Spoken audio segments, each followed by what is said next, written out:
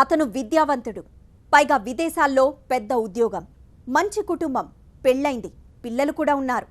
Abu Dhabi నుంచి హైదరాబాద్కు వచ్చాడు. ఫ్రెండ్తో బయటికి వెళ్ళాడు. కానీ మళ్ళీ ఇల్లు చేరలేదు. ఎక్కడ వెతికినా జాడలేదు. మిస్సింగ్ కేసు కూడా నమోదైంది. దర్యాప్తు పట్టాలెక్కగానే మిస్టరీ వీడింది. పాత బస్తీలోని ఓ ఇంట్లో అతను శవమై కనిపించాడు. నో డౌట్, డెఫినెట్గా అతనిది హత్యే. పాత బస్తీలో ఇమ్రాన్ మర్డర్ ఎంత సంచలనం రేపిందో, నిందితులు శవాన్ని మాయం చేసిన వైనం, హత్య వెనుక అసలు కారణాలు అంతకన్నా కలకలం రేపాయి. అసలేం జరిగిందంటే, ఇది హైదరాబాద్ పాత బస్తీలోని బండ్లగూడ ఏరియా. సాలెగూడును తలపించేలా ఇళ్లెనక ఇళ్ళు. ఎక్కడ ఏం జరిగినా సరే జనాలకు ఇట్టే తెలిసిపోతుంది. కానీ ఇదిగో, నిర్మాణంలో ఉన్న ఈ 2 అంతస్తుల భవనంలో జరిగిన బాగోతం ఎవరూ పచ్చిగట్టలేదు. అలాగని నిజం ఆగుతుందా? బందోబస్తుగా కట్టిన ఈ గేటును తన్నుకు బయటకొచ్చేసింది. అవును, ఈ ఇంట్లో నుంచి ఒక శవం బయటకొచ్చింది.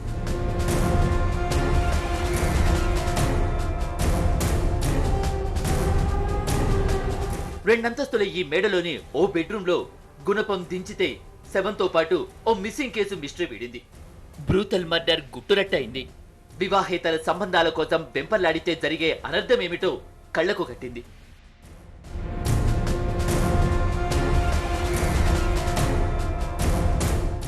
ఇదిగో, బుల్లెట్ రాజాలా కనిపిస్తున్న ఇతని పేరు సయ్యద్ ఇమ్రాన్. వయసు 35 ఏళ్లు. హైదరాబాద్ ఫతే దర్వాజా వాసి. ఉన్నత చదువులు చదివాడు. అబుదాబిలో ఉన్నత ఉద్యోగంలో చేరాడు. బ్యాంక్ ఆఫ్ అబుదాబిలో కస్టమర్ సర్వీస్ డిపార్ట్మెంట్లో పబ్లిక్ రిలేషన్ ఆఫీసర్. జీతానికి కొదవలేదు. కానీ రాంగ్ రూట్లో వెళ్లి విలాసాల బాటలో జీవితాన్ని రిస్కులో పడేసుకున్నాడు ఇమ్రాన్. బండ్లగూడలోని 2 అంతస్తుల మేడలో శవంగా తేలాడు.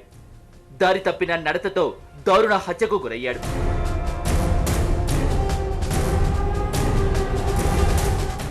ఇమ్రాన్కు పెళ్లైంది. ఓ కూతురు కూడా ఉంది. ఉద్యోగరీత్యా అబుదాబి వెళ్లిన ఇమ్రాన్ పై డౌరీ హరాస్మెంట్ కేసు నమోదైంది. కోర్టు నుంచి సమన్లు రావడంతో ఇటీవలే హైదరాబాద్కు వచ్చాడు. ఫిబ్రవరి 4న ఫ్రెండ్తో కలిసి బయటకెళ్లాడు. మళ్లీ ఇంటికి రాలేదు. కంగారు పడిన కుటుంబ సభ్యులు పోలీసులను ఆశ్రయించారు. మిస్సింగ్ కేసుగా దర్యాప్తు మొదలైంది. ఇమ్రాన్ ఎవరితో బయటకు వెళ్తున్నాడో ఆ ఫ్రెండ్ను ఆరా తీస్తే ఓ మహిళతో కలిసి స్కూటీ పైన వెళ్లాడని తేలింది. ఈ చిన్న క్లూతో కూపిలాగితే ఇమ్రాన్ హత్యోదంతం వెలుగులోకొచ్చింది. నిందితుల్లో సైఫ్, హష్మి అనే ఇద్దరిని అరెస్టు చేశారు పోలీసులు.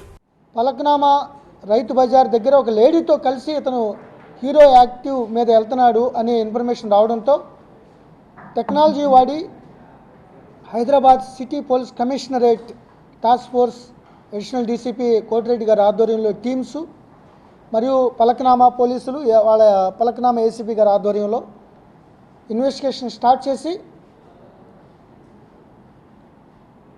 సదరు మిస్ అయిన సయ్యద్ ఇమ్రాన్ 35 ఇయర్స్ అతి కిరాతకంగా బ్రూటల్గా మర్డర్ అయ్యాడని నిర్ధారించి ఆ మర్డర్ చేసిన ముద్దాయిల్లో ఒక అతనైన సైఫ్ బిన్ సాబేద్ బారాబూద్ అదుపులో తీసుకుని మొత్తం అంతా మర్డర్ ఎందుకు జరిగింది, ఎలా జరిగింది అనేది రాబట్టారు. హతుడు ఇమ్రాన్ అతన్ని హత్య చేసిన కేసులో అరెస్ట్ అయిన సైఫ్ దగ్గరి బంధువు. సైఫ్ తల్లి ఇమ్రాన్ కు పెద్దమ్మ. ఈ బంధుత్వంతోనే ఇమ్రాన్ అబుదాబి నుంచి వచ్చినప్పుడల్లా సైఫ్ వాళ్ళ ఇంటికి వెళ్లేవాడు. గిఫ్ట్లు ఇచ్చేవాడు. ఇంతవరకు ఓకే. కానీ వావి వరుసలు మరిచి పెద్దమ్మ కూతురిని లోబరుచుకున్నాడు. అంతేకాదు, ఖతార్ ఆర్మీలో పనిచేస్తున్న సైఫ్ అన్న సయ్యద్ భార్య ఫాతిమాతో కూడా వివాహేతర సంబంధం పెట్టుకున్నాడు. సైఫ్ మరో చెల్లిపై కూడా కన్నేశాడట. ఎన్నిసార్లు వారించినా అతను వైఖరి మారకపోగా త్వరలో సైఫ్ పెళ్లి చేసుకోబోయే యువతిని కూడా తాను లోబరుచుకుంటానని సవాల్ చేశాడట. రోజు రోజుకు ఇమ్రాన్ ఆగడాలు పెరిగిపోవడంతో అతని నిర్వాకాన్ని తన అన్నయ్య సయ్యద్కు చెప్పాడు సైఫ్. ఖతార్ నుంచి వచ్చిన సయ్యద్ తమ్ముడితో కలిసి ఇమ్రాన్ను కడతీర్చాలని కుట్ర పన్నారు. వివాహేతర సంబంధాల మోదులో విచక్షణ మరిచిన ఇమ్రాన్ ఆ బలహీనతతోనే ట్రాప్లో చిక్కాడు. సైఫ్ సయ్యద్ చేతుల్లో మర్డర్ అయ్యాడు. ఈ సయ్యద్ ఇమ్రాన్ ఈ అబుదాబి నేషనల్ బ్యాంక్లో కస్టమరీ సర్వీస్ పబ్లిక్ రిలేషన్ ఆఫీసర్గా పనిచేస్తున్నాడు. ఇతను ఉమనైజర్, ఆడవాళ్ళని కొద్ది లోపరుచుకుని వాళ్ళతో అక్రమ లైంగిక కార్యకలాపాలు ఎక్కువ జరపడంతో ముఖ్యంగా A1 ముద్దాయి అయిన సయీద్ బిన్ సాబేద్ బారాబూద్ ఖత్తర్ ఆర్మీలో పనిచేస్తున్నాడు. అతని భార్య ఫాతిమాతో ఇతను ఇల్లీగల్ కాంటాక్ట్ ఉండటం, అది ఇతను గమనించి వాళ్ళ తమ్ముడు వాళ్ళ అన్నకి చెప్పడం, ఈ వదినతో పాటు తన అక్కకు కూడా ఇతను ఇల్లీగల్ కాంటాక్ట్లు కంటిన్యూ చేయడం, ఆ అమ్మాయిని కూడా లోపరుచుకుని మోసం ద్వారా, మరియు ఇంకొక సిస్టర్ కూడా ఉంది, ఆ అమ్మాయిని కూడా నేను లోపరుచుకుంటానని బాహాటంగా చెప్పడం. ఇతను మ్యారేజ్ అవ్వబోతుంది సైఫ్ అనే అతను, ఇతని భార్య కూడా నేను ఇల్లీగల్ కాంటాక్ట్ చేయగల సమర్థుని నేను అని చెప్పడం. దీంతో ఒక్కసారిగా వీళ్ళు అతనిపై ఒక విండిక్టివ్ కోపాన్ని పెంచుకుని, ఇది ఇమ్రాన్ హత్య వెనుక అసలు కోణం. బంధువుగా వచ్చాడు, రాబంధువులా మారాడు. బావి వరుసలు మరిచి క్షణిక సుఖాల మోజులో తన జీవితాన్ని పణంగా పెట్టడమే కాదు, తనను నమ్ముకున్న కుటుంబాన్ని ఇలా రోడ్డున పడేశాడు. బాగా చదివాడు, మంచి ఉద్యోగం చేశాడు. ఇంటిల్లిపాది ఇమ్రానే తమకు అండా అనుకున్నారు.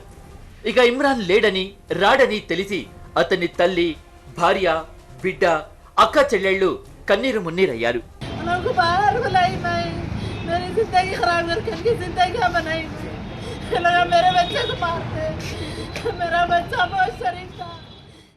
బెడ్రూమ్లో తవ్వితే ఇమ్రాన్ డెడ్ బాడీతో మర్డర్ స్కెచ్ కూడా బట్టబయలైంది. అసలు ఇమ్రాన్ సైఫ్ సయ్యద్ల ట్రాప్లో ఎలా చిక్కాడు? వాళ్ళతన్ని ఎక్కడ హత్య చేశారు? డెడ్ బాడీని బెడ్రూమ్లో ఎందుకు పాతిపెట్టారు? ఫాతిమా ప్రమేయం ఎంత?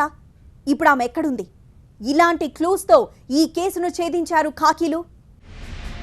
సయ్యద్ ఇమ్రాన్ ఎన్ఆర్ఐ, అబుదాబిలో కొలువు, గుండెల్లో కొలిచే కుటుంబం, ధోకాలేని జీవితం. కానీ ఏం ప్రయోజనం? తెలిసి తప్పు చేశాడు. క్షణిక సుఖాల కోసం చేతుల అనర్థాన్ని కొని తెచ్చుకోవటమే కాదు, తనని నమ్ముకున్న కుటుంబానికి కన్నీరు మిగిల్చాడు. తనకేం కాదనుకునే ధీమాతో ఫాతిమా ఫోన్ చేయగానే ఆమెను రిసీవ్ చేసుకున్నాడు. ఆమెతో కలిసి స్కూటీపై వెళ్ళాడు. తాను అనుకున్నదొక్కటి, ఏం జరుగుతుందో తెలుసుకునే లోపే రక్తం అడుగులో కుప్పకూలాడు.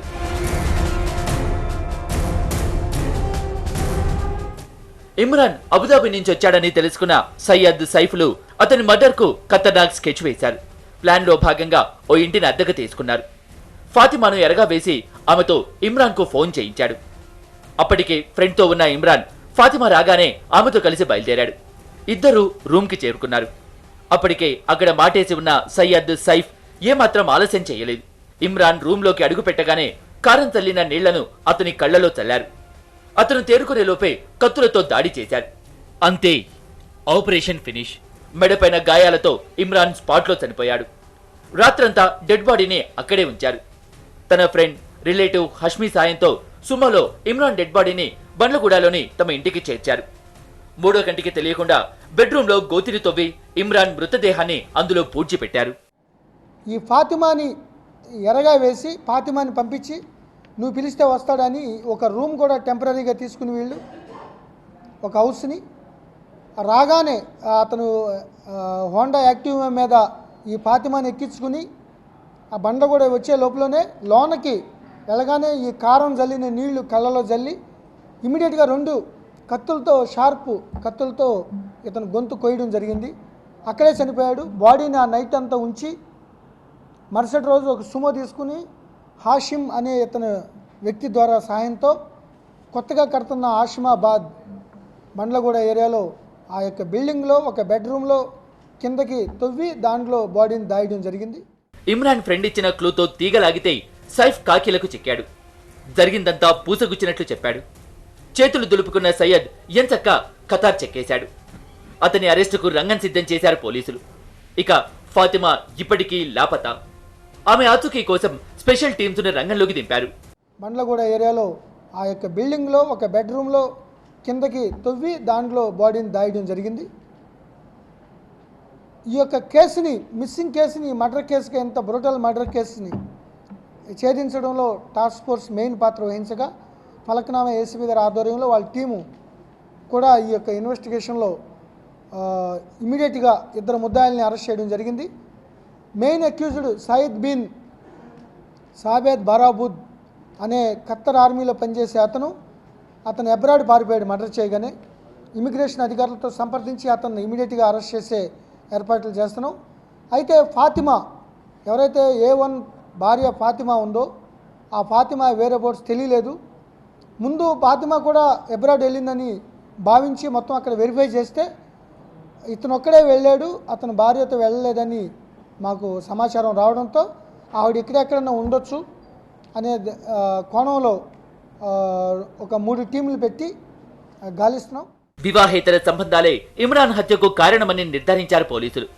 ఈ కేసును ఛేదించిన పోలీసులను అభినందించడంతో పాటు రివార్డులు అందజేశారు సౌత్ జోన్ డీసీపీ సత్యనారాయణ. కేవలం sexual jealousy, uncontrolled indiscriminate sexual activities, illegal activities ఉండటం వల్లే ఇతని మీద ఉద్దేశపూర్వకంగా వీళ్ళు ఇంటెన్షన్గా వాళ్ళని అతి కిరాతంగా చంపడం జరిగింది. 24 hours కాకముందే మనకు ఆ విషయం క్లూ తెలియకముందే 12 గంటల్లో ఈ ఛేదించిన టాస్క్ ఫోర్స్కి పలకనామా పోలీసులు అభినందనలు తెలియజేస్తున్నారు. ఇమ్రాన్ హత్య స్థానికంగా సంచలనం రేపింది. ఎవరు తీసిన గోతులో వాళ్లే పడతారన్నట్లు ఇమ్రాన్ చేజేతులా అనర్థాన్ని కొని తెచ్చుకున్నాడు. సయ్యద్, సైఫ్లు పెద్దలకు చెప్పి సమస్యను పరిష్కరించే ప్రయత్నం చేయలేదు. పోలీసులను ఆశ్రయించలేదు. పగతో రగిలిపోయి ఆగ్రహంతో భవిష్యత్తు ఏమవుతుందని ఆలోచించడం లేదు. ప్రతీకారంతో ఇమ్రాన్ను హత్య చేసి దోషులుగా మారారు. కొందరు చేసిన తప్పుకు ఇప్పుడు 2 కుటుంబాలు విషాదంలో మునిగాయి. వివాహేతర సంబంధాలు ఎంతటి అనర్థానికి దారితీస్తాయో ఈ ఘటనే నిదర్శనంగా నిలిచింది.